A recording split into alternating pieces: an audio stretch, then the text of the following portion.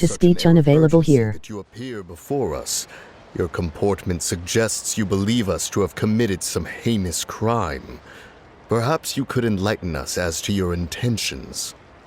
Whoa, where did this fuddy-duddy come from? You should be the one doing the enlightening, buddy. Don't think we didn't notice you eavesdropping. One look and we could tell you were up to no good. Tell us everything, starting with your name! One bears no secrets before two such as yourselves. You stand in the presence of the mighty and illuminated Adeptus, Mooncarver. For the purpose of this foray into the mortal realm, however, you may address one as Hojong. You kidding? That deer's got his head stuck so far up in the clouds, there's no way he'd humble himself down here with the rest of us. You may want to hold your tongue, Paimon. Ha! Don't think that Paimon is gonna believe you just because you know her name. Let Paimon guess. You're supposed to be Mountain Shaper, right? Indeed. Mooncarver and myself have descended upon the mortal realm for a visit. The two of you may call me Jiahu. Huh. Looks like you did your research.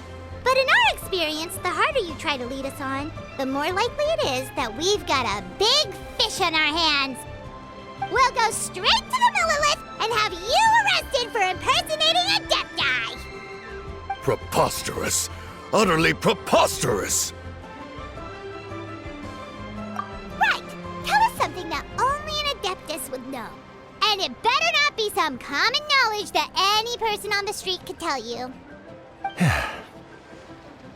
You may recall that in order to preserve the tranquility of one's mountain, one planted karst crawlers around Mount Hulao.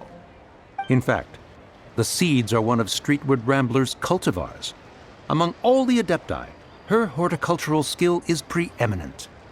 The plant neither wilts nor withers, and its practical use is undeniable.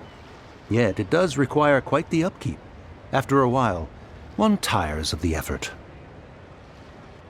Thus, one had no choice but to foray into town to inquire from Streetward Rambler a gentler and more easily managed variety.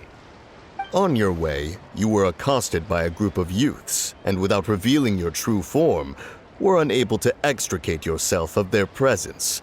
If one's memory serves, Streetward Rambler had to personally come to your rescue.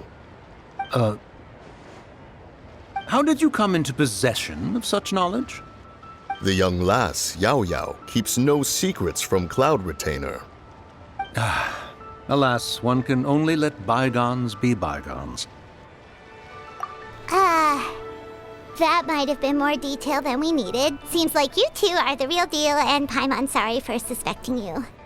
But, for beings as forgiving as yourselves, this is just water under the bridge, right?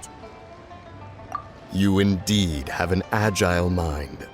Cloud Retainer was not mistaken in her high estimation of you. Paimon's still curious about something. It's just... Paimon can understand why Mountain Shaper is here, but why did you decide to come to the city, Mooncarver? It's not really your thing, is it?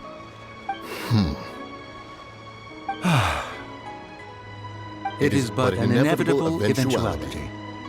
Long have the mountains remained strangely idle since Cloud Retainer's move to Liyue Harbor.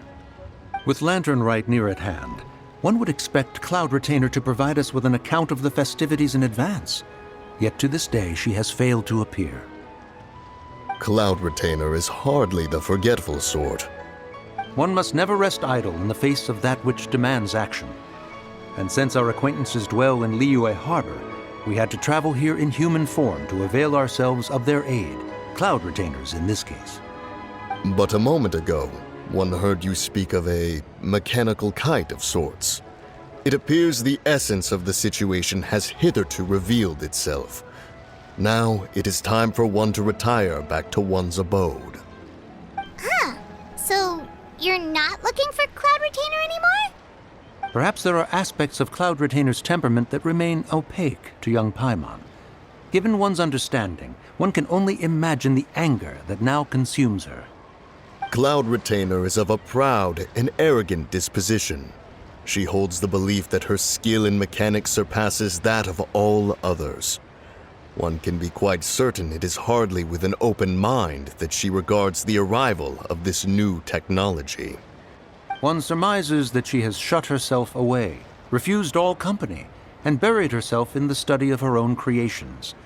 To call on her would only invite her rebuke. However, if you do happen to cross paths with her over the next few days, do pass along one's regards. Sure, leave it to us. Have a safe trip back, enjoy the scenery, and happy lantern ride! Thank you for your kind words. We shall now depart. We got all worked up for nothing, huh? All that trouble and it turned out to be people we knew all along. Well, it's still pretty early. Let's head over and check out the kite stalls. Paimon wants to see what kinds of kites we can buy to use in the competition. The bigger and prettier, the better.